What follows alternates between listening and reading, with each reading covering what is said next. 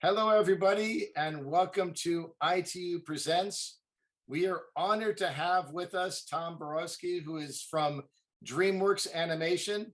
Tom has had an illustrious career as a person working in animation. He is incredibly talented, not your typical person to be able to be here. So we're very lucky to have him. Tom, thank you for joining us today. Please take it away. Awesome. Thanks for having me. Yeah, so like Jake said, I am currently working at DreamWorks. I'm a background painter, and that's just kind of one of my many stops. In this industry, you tend to work for a lot of studios. We work contracts, so we get to bounce around a lot and work on a lot of different projects. So I think first I'll kind of tell you about how I started because it's sort of an interesting uh, sort of journey to get to this point. It's it's a very tough industry to get into. It's hard. I think working for some of these big studios, it's like for me, it's like kind of reaching like the major leagues where you do a lot of work and you hope you get to this level where you can work on some of these big projects. So for myself, I started by going to art school. I went to art school in Pasadena, California, um, and I studied illustration. And I didn't really know that I wanted to get into animation. It was something that I kind of jumped into mainly because I had a lot of student debt. So I was like, I'd actually really like to get paid to make art, so I can pay off some of the loans. So I went into animation, and I was like, cool. Like I like doing a lot of the coloring and I like CG. And at that time, it was like a lot of Pixar stuff was really popular. And this was around 2009. Um, and then I graduated, and the market crashed. So there were no jobs, no internships, and there was really nothing. The industry went pretty dry, especially for new talent. So I just started kind of working and doing a lot of freelance jobs and trying to find different avenues to jump into. And it was pretty much I would just reach out and be like, hey, I can draw. Do you guys have anything that I can draw for you? And I'd reach out to like every studio, commercial studios, animation studios, studios that I don't even know if they were actually studios, and just kind of hoping to get lucky. And I think early on that was really important, just to keep grinding and like trying to approach finding a job as my job.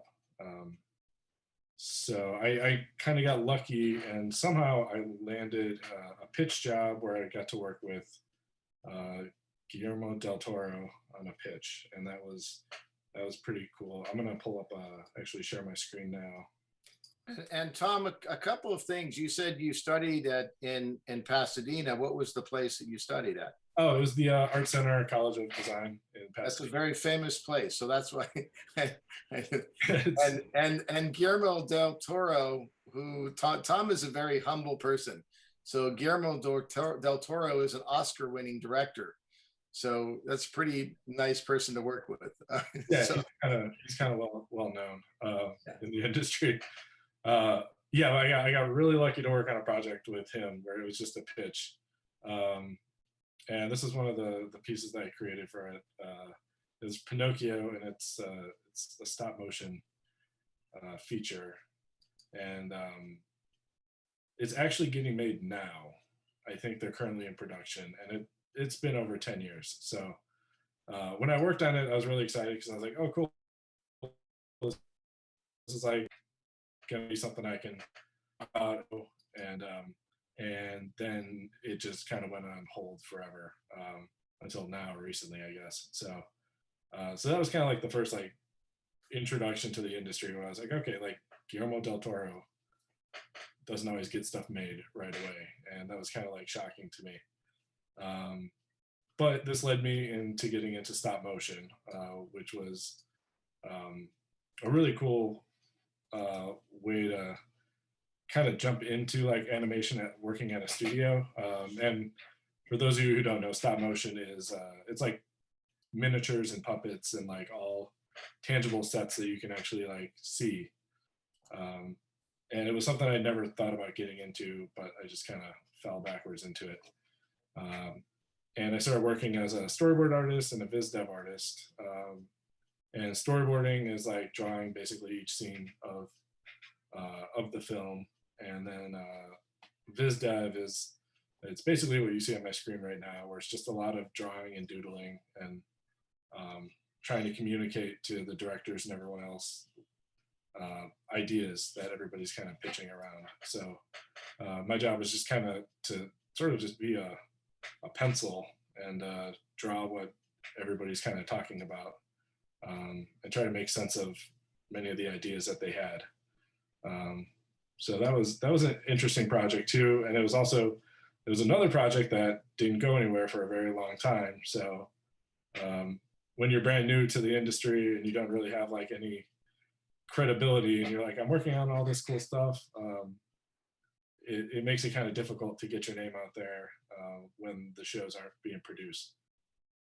And eventually this got made into a movie. It was called Hell and Back, and I think it's on Netflix now. Kind of like a cult following to it. But after that, it was I kind of saw what they were doing there, and I was like, I really want to try and create a show. And I met a lot of cool people at the studio. So I partnered with a friend of mine, and we ended up making a pilot that was, let me click out of here real quick. It was called Toasty Tales. And this is just some of like a little bit of the work that I did for it. So much work went into this, but we started pitching it around town, and we pitched it to like Cartoon Network, Amazon, and we ended up getting a development deal with Cartoon Network first.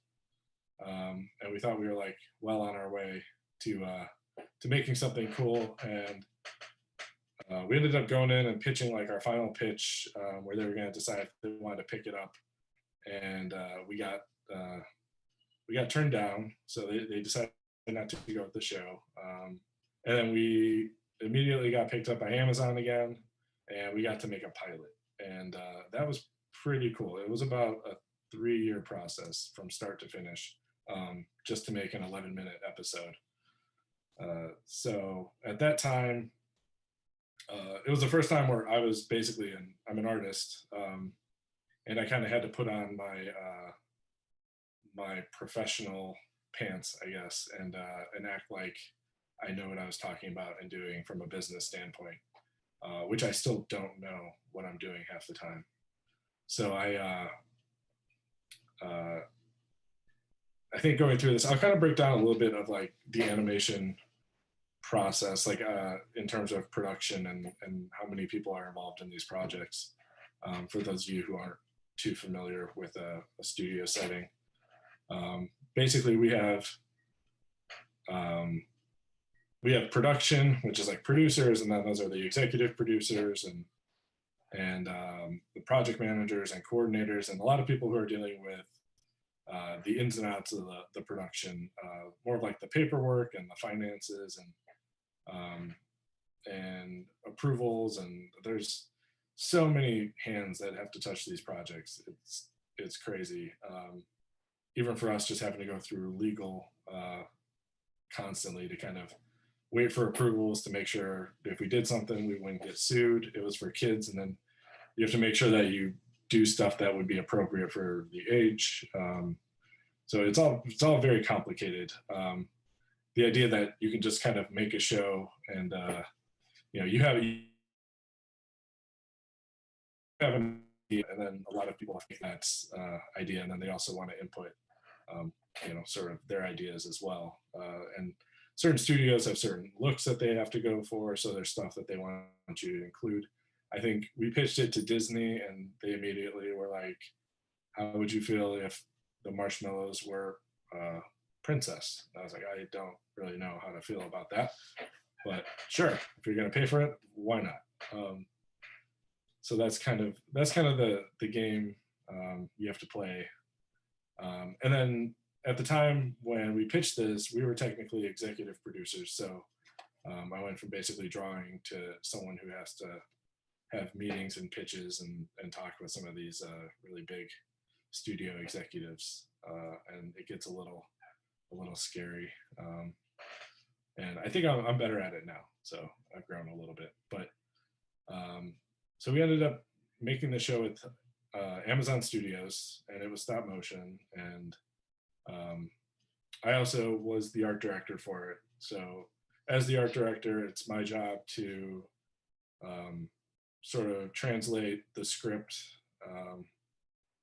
and break down the script and make sure everything that we're doing is actually feasible within budget and within the time frame.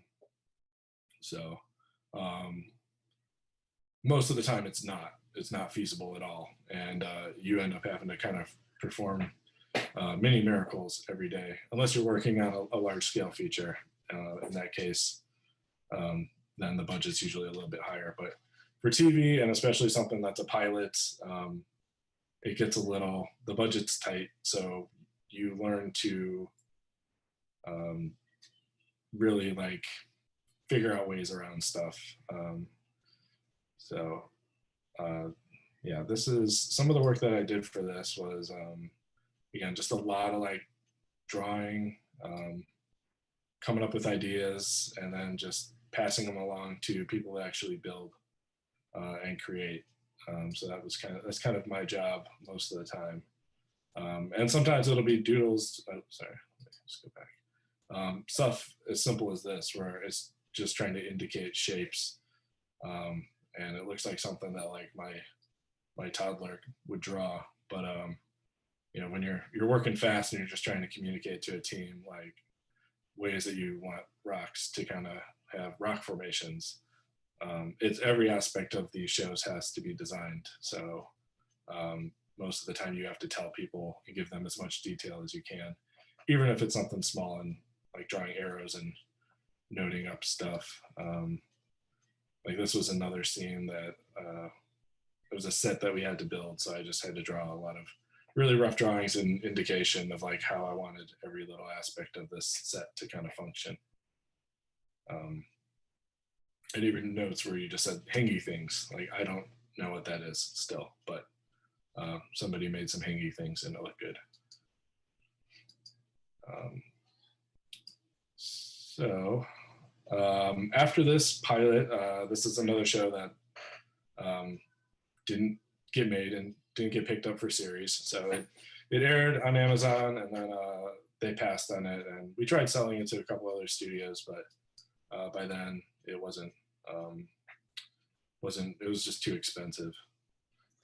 So after that, I decided I finally wanted to jump into actually working at one of the big studios like Nickelodeon, and I got wind of a show called Hey Arnold, the Jungle Movie, which I got to go and be a background painter for. And this was one of the first times where I was like actually a background painter.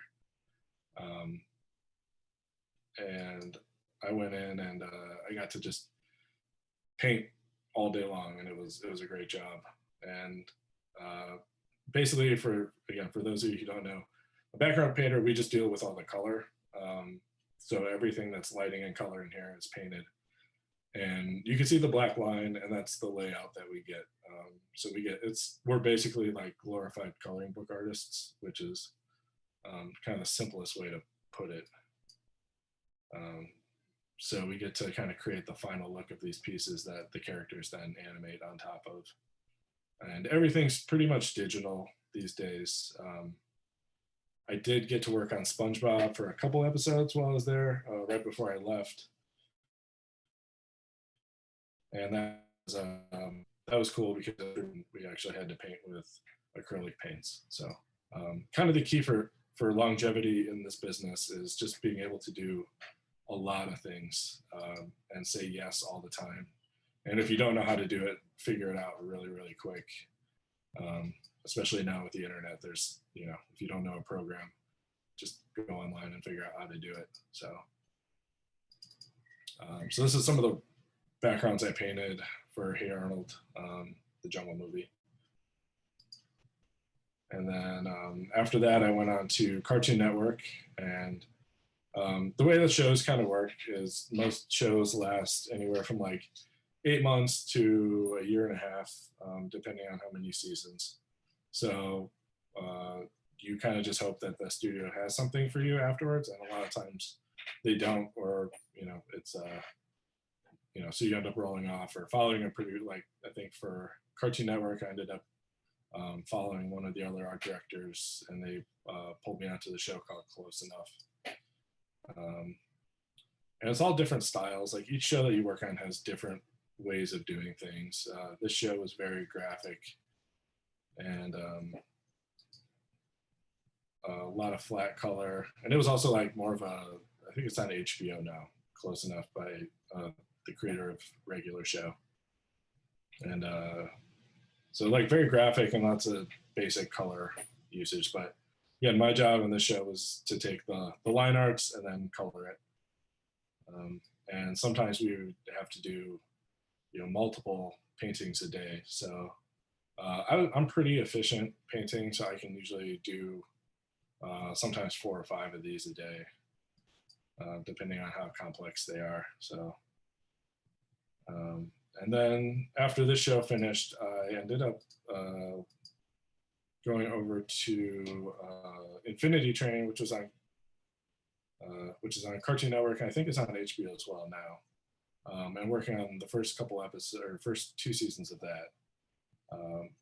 And you can see like the styles are different. They're very different. So this is a lot more painterly, a lot of brush strokes, and it kind of wanted to look a little more like a traditional medium. So, part of my job is just to be able to deliver different styles all the time. So I can't really have one particular style that I work in. The reason I get hired for a lot of jobs, and I'm able to get hired, is because I can do a lot of different styles and different moods and different lighting. That's kind of key. Sorry, Tom. Are we able to ask questions throughout the presentation? Tom, how would you like to do that? Would you like to do that throughout? Yeah, we can. If it's hard for me to see all the screens, so if I'm not exactly sure the best way to go about. I would say if you have a question about where Tom is in those presentations specifically, I would ask it now. If it's something that's not related to where we are, then I would ask it later. It's a bit related to this. So yeah, Tom, I'm seeing all these images and great graphics. So my question is, how do you come up with, these ideas? How do you think about this inverted like stairs that we're seeing right now? What is that process? Do you have people who work with you that come up with these ideas and just tell you what to bring to life, or do you also participate in that thought process? Yeah, that's a really good question. So for this show, so generally the way that these productions work is we have the writers who they write the script, and they'll write really, that's where a lot of crazy ideas, a lot of exploration into concepts, and very general like details. Like, they don't go into a whole lot of details. Like, they would be, for instance, they would say like, maybe this episode is in like a crystal world or something.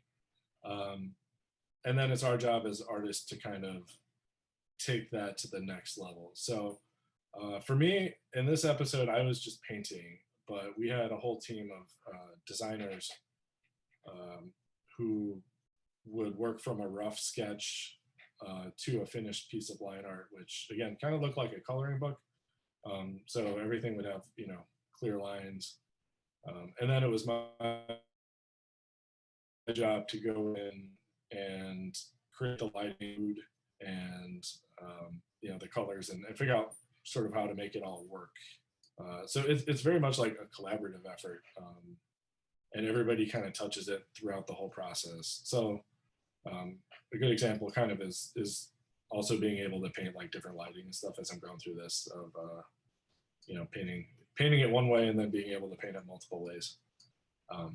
But yeah, for this, for most productions, we have multiple people kind of touching every piece throughout the process. And even the designers have to look at the storyboard artists, and the storyboard artists primarily they draw almost every frame, every shot for the directors of the animated show. And then the layout guys look at what they drew, and then they basically have to create the environments from scratch based on kind of little doodles. So everything is kind of this process that just kind of keeps building until you get to this like final piece that actually works. But Awesome. at the same time, like we're always like collaborating on ideas too. So even if if I notice something that I want to add in that enhances it, that's always something that I can usually do. It depends on the production, but in a lot of cases we're able to it's kind of fluid, as long as we hit the main notes of like the stage where the characters have to walk across. Like for instance, in this scene, there's a lot of chaos in the background, but we're able to do that because the characters primarily just have to walk across the front here, if I remember correctly. So they don't have to interact with anything. So that always makes it a little bit easier. Whereas a scene like, let's see, a scene like this, which had characters on the ground and a main character up here pulling this object like off the wall, if I remember, gets a little more complicated because these things have to be in exact locations, like when you're drawing them. So we have to make sure that we're matching like exactly the animation as well. So that's kind of that's Infinity Train, and this show is very complicated, and it was a lot of fun because it was just really challenging to paint, and I think we would have to do a couple of these a week. So we had a decent amount of time on them, but we got to do 2 seasons of this show, lots of different environments, lots of different sets. Which is something usually in TV animation the sets are kind of consolidated, so you don't get to really travel around that much. It's a way to save budget and everything. But for this show, since the character, I don't know if anybody's familiar with the show, but the character is jumping from train car to train car, and then each car has some sort of crazy environment to it. So every episode had something brand new, which was challenging, and it definitely kept us on our toes.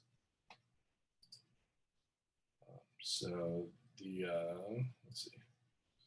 I got to do 2 seasons of that, and then I went on from there, and I went to go work on Madagascar, A Little Wild, which is a show I can't show anything of it yet because we're still like in production.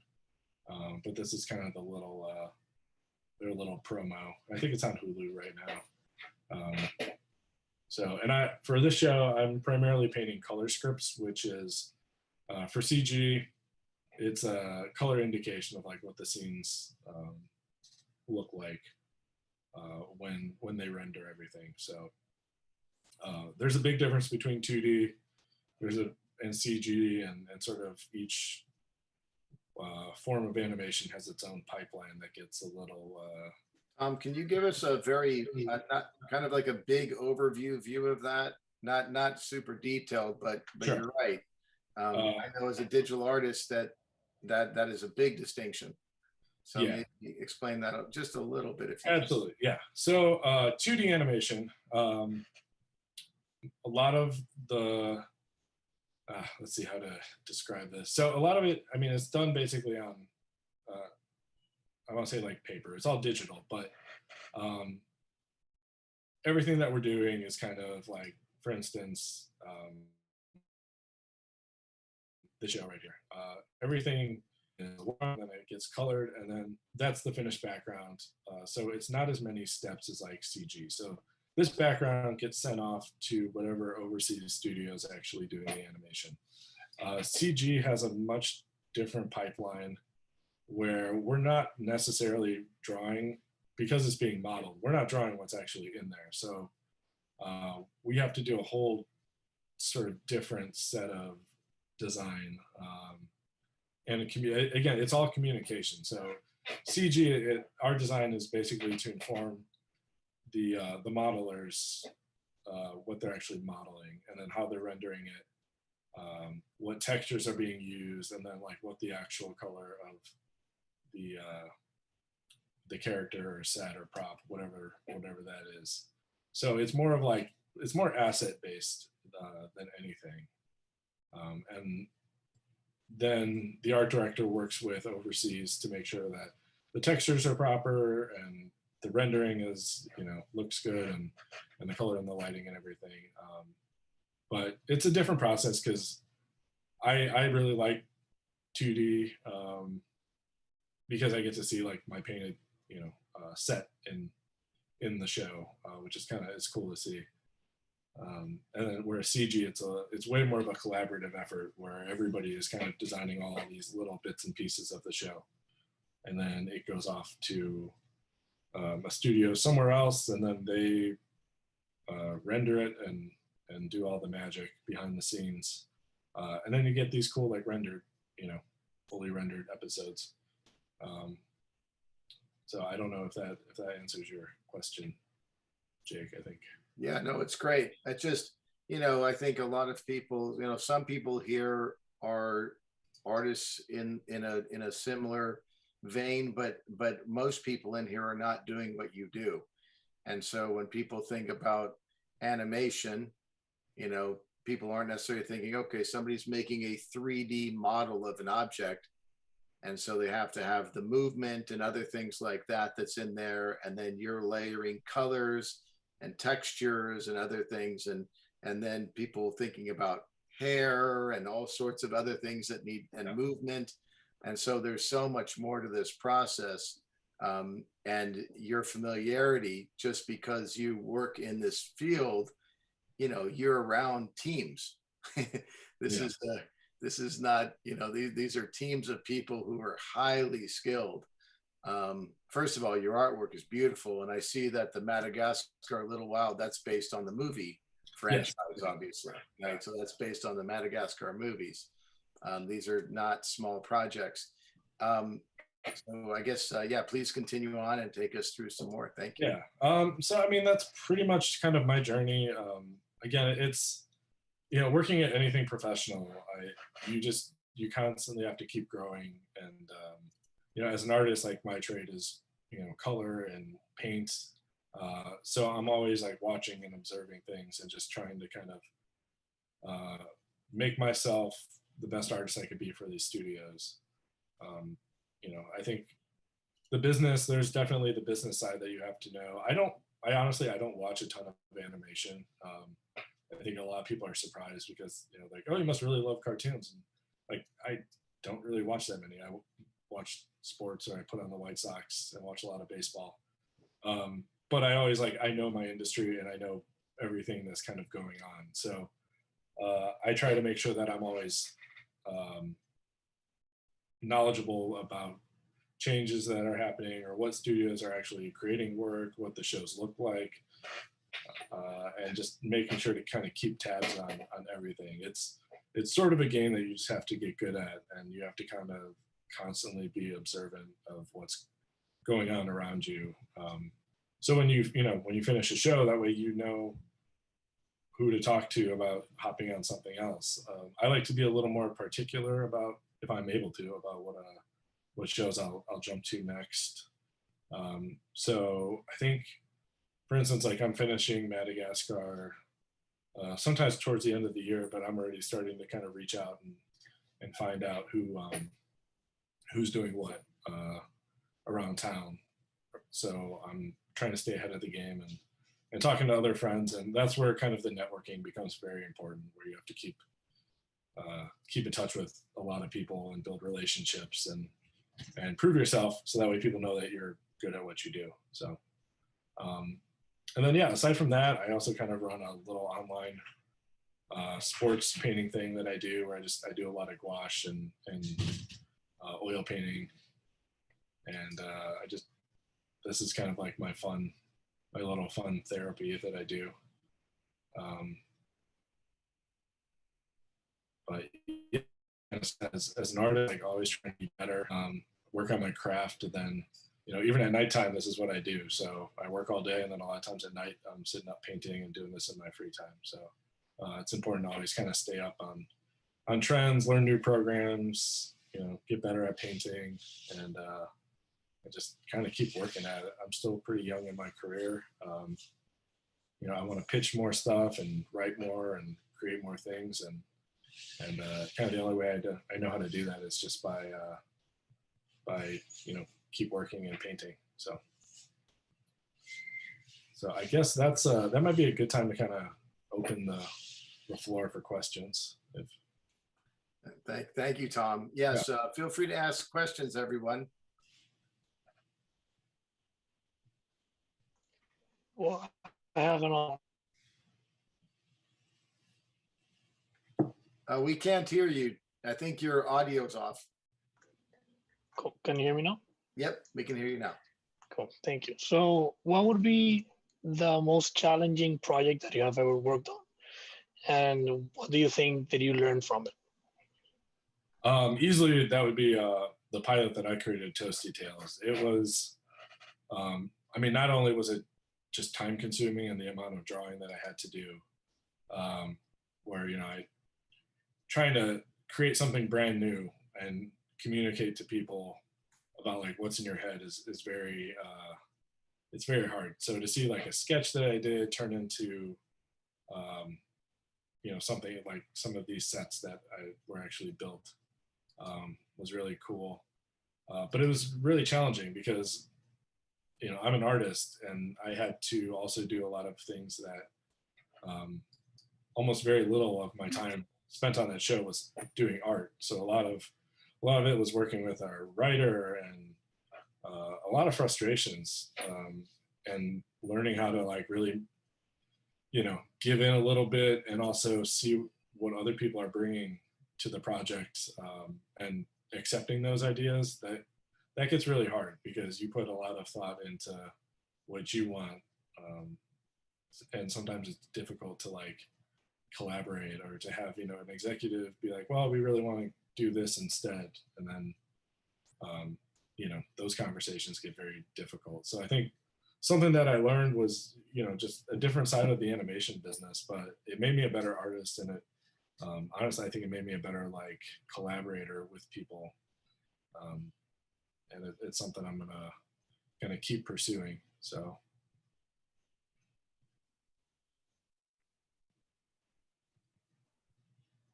hey Tom. Thank you. When you ask your question, you could say who you are and just ask the question. Yeah. Hey Tom. Gopalan here. Thank you for the amazing journey. But I was curious as to, have you ever felt of transitioning from 2D to 3D animation in a career aspect? And like, what is the what is the market industry as such for 2D against 3D animation? Because there are a lot of I know Japanese animation is like really in the trend now, especially sports anime, and also are you interested in something on those lines, and how is that, how do you see that basically? Yeah, so in terms of let's see, how do you, like, definitely interested in a lot more CG 3D stuff, not so much as a modeling artist, but designing for and doing biz dev, and hopefully art directing. I'm kind of talking about a couple of projects after I roll off my show currently. But in terms of like there are so many projects right now, it's really hard to keep up. The streaming has just opened up every sort of avenue, where like Netflix has a ton of like anime stuff that they're producing, and it's just kind of wide open. It's really cool to see, and the fact that like throughout even all of the COVID and the pandemic, our business really kept rolling. So we didn't, I work at home now, and we're able to do that, and it made it. I think it made our industry very valuable, more so than people realize how fast, like how we're foolproof we can create from our desks, and and a variety of different styles. So I think it's man, like the industry, it's going to change a lot. Like there's so much that's happening. So I think there's going to continue to be 2D. Like um, 2D is just kind of better for episodic stuff in a lot of cases because the productions are a little bit more, they're simpler and they're usually cheaper. CG is like, that's why you see a lot of movies that are CG because they have bigger budgets, and it's like creating one big thing, which is easier when you're creating models of stuff. But honestly, like all the studios are just kind of, they're doing a lot of brand new things. So I see it all just going to keep progressing and moving forward. And I'll just kind of fit in where I'm just going to kind of follow the trends and see where I fit in as I go. But Got it. Thank you. Yeah. Hey Tom, this is Ruchi. I wanted to, can you hear me? Yes. Cool. I wanted, just out of curiosity, how many paintings or sketches do you have to do per anime? Oh man. I mean, sometimes per episode there could be as many as like 30, or there could be as many as like 15. It kind of depends. I have hard drives full of paintings, and a lot of times like stuff doesn't even make the episode, so we paint backgrounds and they get cut once they do the final assembly. So we kind of overproduce a lot. But yeah, I mean, some episodes I think on Close Enough it was something ridiculous, like almost 200 or 300 backgrounds. I think like it was a lot. That's a lot. Yeah, it was a lot. And again, it's just like a hard drive full of backgrounds. Yeah. But on other shows that are more painterly, like they take more time. So I think for Hey Arnold, I did, it was like a 2-hour episode or hour and a half. I probably did around 50 or 60 backgrounds. Maybe more. I'm not exactly sure. I don't know. Yeah. But thank you for sharing your work. It looks amazing. I don't have any knowledge about this, but it looks amazing. Thank you so much. So Tom, do you have to actually, I mean, just follow the script or the storyline that's given when you develop the background, or do you get to improvise as well? As in add on something more that's probably not given in the script or by the writer, just as your touch. I mean, you have to follow the script. So there's two different types of script, and one is like premise based, which is almost more of an outline, and that's a script. Some shows use it, which give the storyboard artists a little more freedom to draw out the story. So they get to kind of improv a little bit. By the time it gets to me, no matter which script, I have to kind of stay. Like I can't be like, oh, hey, with this scene, this would look a lot cooler if it was in like outer space. They would be like, that's crazy, and we can't work with you anymore. So you have to follow, what other people have built in order to just maintain consistency. And a lot of times there'll be callbacks to episodes. Like we don't work on stuff like one episode at a time. A lot of times we'll work on different episodes, or they haven't been put in order yet. So we have to make sure that we follow the script, because that's something that we could always fall back on to make sure that stuff doesn't get away. Otherwise, things might not match up, or things might not hook up later on. And that's really important. So, because if even the smallest little details aren't working, like the viewers aren't going to know what's going on, and then they're going to lose it. Got it. Thank you. So Tom, I always appreciate collaborating with you and talking with you, because the pain that I go through as a producer, director, as writer, right? So for you to handle those hats, right? So you have your own project that you came up with, right? You created this on your own, and your story about Disney, and they wanted to make all the marshmallows princesses, right? Now that you've been on that side of things, it sounds to me like you got a taste of it and a better understanding of that. Is that a little bit more of the shift of what you're going to do in this world? Or do you think you're going to stay doing the background? What is your thought there? Yeah, I definitely want to get more into creation. I do like that side of the business. And I kind of like the game of getting stuff made. I think it's really fun, and I like those collaborative efforts where you talk with producers or people who have marketing agendas, and they're like, "Well, this is how we want this project to run," and it's part of a bigger. They're looking at everything from a bigger scope, more so than like if my idea is just an idea that hasn't even been made yet. So to see the business side and understand that they're trying to fit this in time slots and try to see how it's going to work with their other shows, like it's really complicated, and that's almost like an exercise in psychology when dealing with the consumer.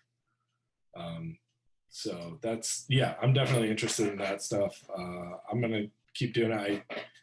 My wife and I, we had did the kid thing, so we got 2 kids, and now, and I've got a little more time to to create, because it's such a long process. Like it takes forever, and it's not something like you pitch it and they're like, cool, we'll make it. It takes years sometimes, and I'm fortunate enough to work with a really good lawyer that'll handle all my legal stuff if I do have those conversations again, which is important. But yeah, it costs money. Like it costs a lot of money too. Like so, I think my pilot, I didn't really make it that much money off of it by the time I paid for legal and some of the other stuff that had to go into it. So Tom, you do that. You paint for a living. You're doing art for a living, and then you come home from your job, and then you paint. Yeah. So and you do art.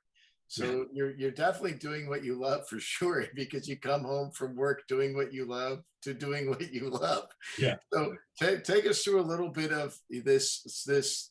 I mean, it's a hobby, but in a way, it's a side business. And then I know you to know that you did, digital art assets in like the NFT world. Tell me about artists and the digital asset world that's happening right now. Yeah, I mean, it's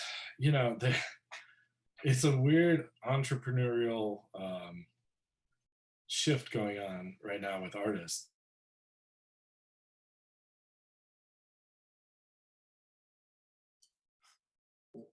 Tell me about that. Are you there, Tom, or did we lose you? We may have lost Tom for temporarily. Do other people have questions for Tom? Tom, we can't see you, so if you maybe you could hop off and join again if you got disconnected. Do other people have questions for Tom?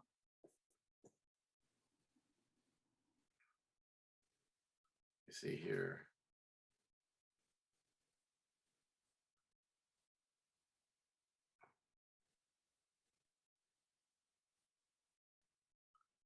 Let's see if Tom's back in there. Okay, he said he's logging back in. Do other folks have any questions for Tom? I'm just wondering, how does he do to not to get frustrated when he is working on something and it doesn't get produced, and then just have it sitting on his computer? I asked that a question. I'm trying to communicate with Tom at the same time. So you want to ask him about frustration if something doesn't get produced? Is that what you were asking? Yeah, exactly. Because he works so many hours, so many days, and to not be produced, like how does he deal with that?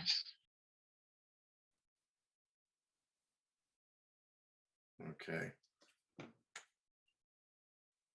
Okay. And the worst case, I'm going to call him if he can't actually log on, and we can do audio. We could do it the old-fashioned He said he's going to log on with his phone. So I think something happened with connectivity on his end. Because I can answer that question from my perspective, but I think it might be a different answer from him. I think before he logs on, I could certainly tell you that when you work on a project and you give a lot of time and effort and a lot of collaboration, when it doesn't finally go, it can be frustrating, but you make a lot of friends and you definitely learn how to improve. So I think that's certainly a good learning process. Tom is back in, so I'm going to let him in right now. Let's see if he's with us.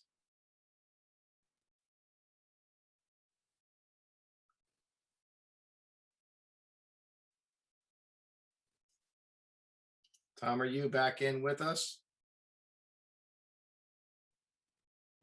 Yes. Can you see me? Yes. All right. Our hero of the story is back. Yeah. It's great to see you, Tom. So the question that was asked, Karina, did you want to ask that again? Hi, yes.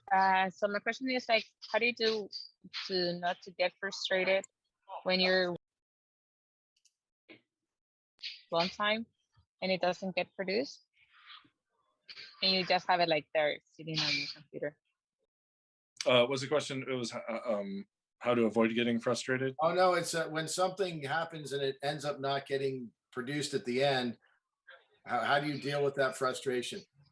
I mean, you never get used to it really, but you just kind of become a little calloused and you understand it's the business. I think the first time it happened, it was like devastating because you're like, wow, how could this be? I thought this was like a sure thing.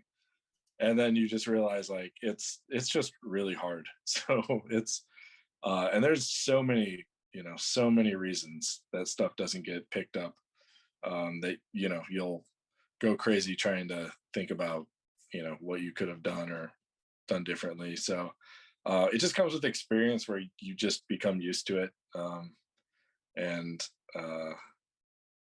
you move on to the next project. So I think part of it is relationships, right, Tom? You meet new people, you make new friends, and you can move on in that regard, right? So you have this team that you've worked with.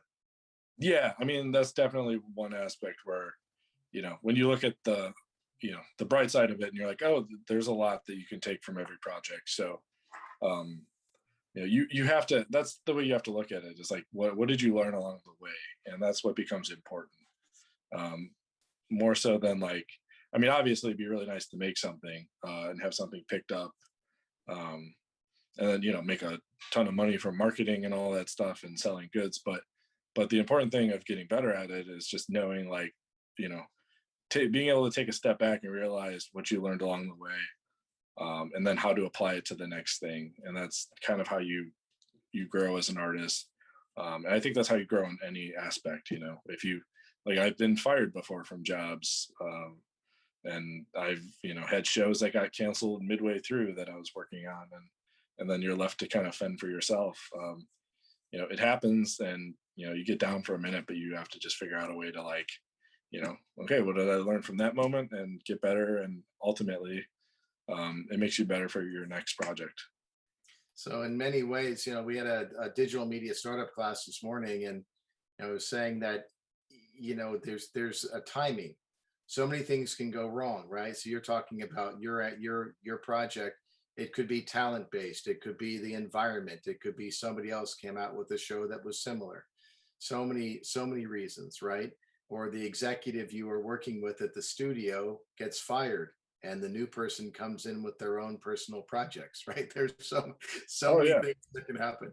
And also projects that seem dead sometimes become alive again because somebody does a project or somebody's looking for a project that was like what you had, right? So there's a chance that some of these projects come back to life too. Mm-hmm. Yeah, absolutely. It happens all the time. Like, I was working at Nickelodeon, and I actually had I had a meeting with development for an idea that I had, and it ended up, the meeting got canceled, and then I found out that the person in charge basically got fired. Somebody new came in, and they weren't very receptive. And that new person ended up going to like Netflix, and you realize like it was just bad timing for it, you know, and that's just the way it goes sometimes. So Tom, your artistry is off the charts. We definitely appreciate you being here. Let's have everybody turn on cameras. We're going to take a, oh, there was somebody has a question in the chat box. Let me just see if oh, here we go. What are the tools being used to create such beautiful artwork? So primarily we use Photoshop as a program. And then we have, I can show you, I have this tablet that I draw on.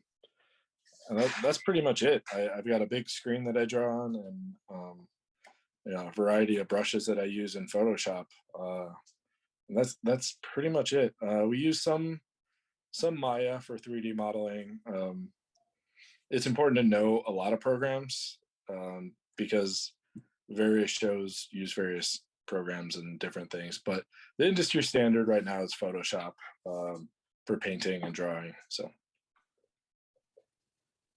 does anybody else have any more questions? I know, Tom, you're giving up your Saturday night to be with us, so if there's another question, feel free to ask. I have a question. Please.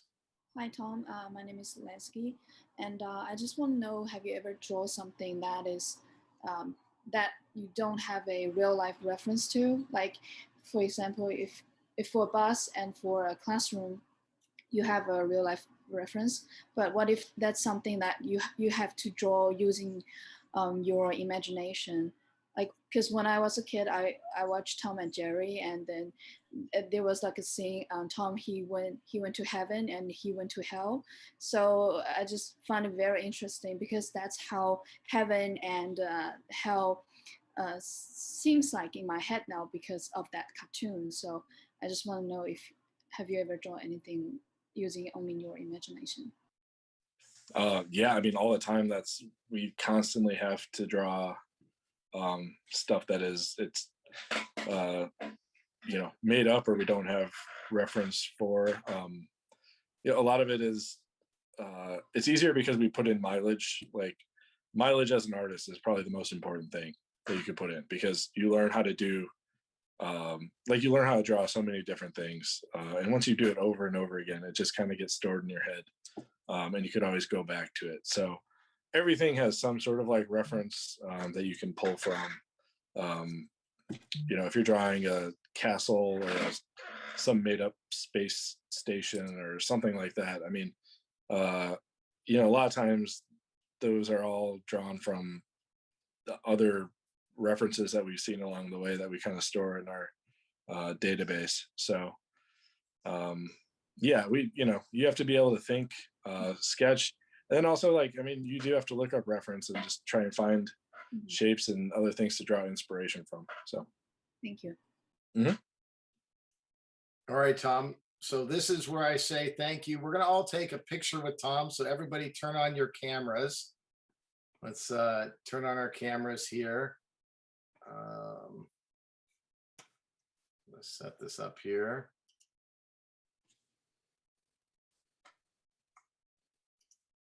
All right, here we go. On a count of 3, not yet. So it's going to be, hold on. 3, 2, 1. All right, and I'm going to take the other group with it too. Here we go. All right. 3, 2. All right. Tom, I want to say thank you. It's really, what you've given us is a lot to think about. It's a skill that many of us wish we had. Your artwork, again, is unbelievable. I look forward to certainly, you know, continued you know, conversation and working with you for sure. Thank you for giving up a lot of your Saturday night. We're sorry to do that to you, because we know that you know, you're vaccinated and able to walk the streets a little better these days. But we appreciate that you're staying indoors to be with us. Yep. Yeah, no problem. It's my pleasure. I'm glad to talk to you guys. All right, well, let's all say goodbye to Tom and let him get on with the rest of his night. Thank you. Thank you, All right, Tom. thank you very much. you. Thanks. See you guys. Appreciate it. Thank you. Thanks, Thank Tom. you. All right, thanks. I'm gonna sign off. All right, Thank you. thank you, Tom.